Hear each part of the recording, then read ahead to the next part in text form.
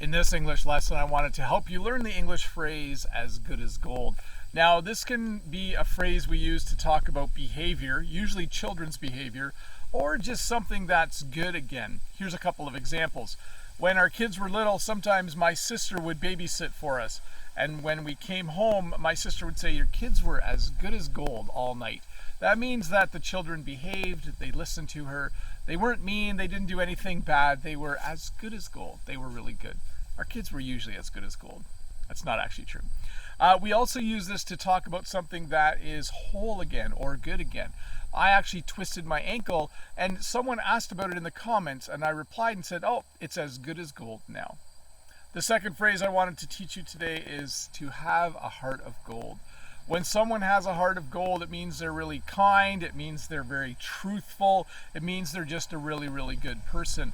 Whenever I think of someone who has a heart of gold, I always think of my grandmother. When I was a kid, my grandmother has passed away, by the way, but when I was a kid, my grandmother definitely had a heart of gold.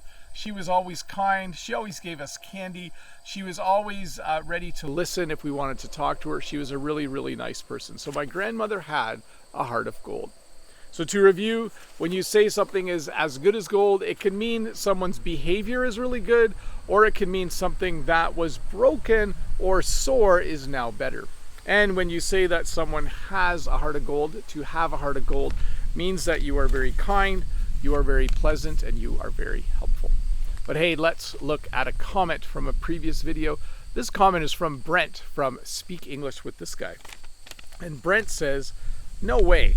Just yesterday, the guy who fixed my car said the tire was shot when I picked it up. And my reply, I hope it didn't cost too much to get it fixed." So once again, the video from, or the lesson from a few days ago, I talked about the phrase, "it's shot." And Brent is saying that when he went to the garage, the mechanic said his tire was shot. So obviously Brent got it fixed and hopefully it didn't cost him too much. Hey, we have a couple vehicles and sometimes we get things fixed on them as well. This red van just recently went in for an oil change. That's all done now. There was one other thing wrong with it. The ignition, when you turn the key, it doesn't always work properly. So instead of just telling the mechanic to fix it, I said, "Why don't you give me a quote?"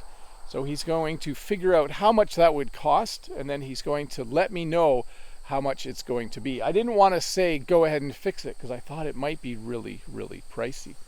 My blue van is right here. My blue van has been very, very reliable.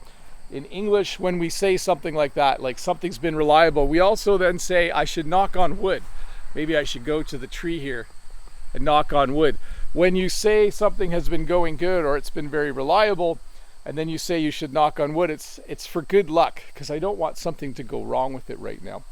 This van also recently went in for an oil change, but it has no other major problems either. I hope I'm not jinxing things. In English, when you say you jinx something, it means you talk about how good something is and then a day later things break. So hopefully that doesn't happen to me.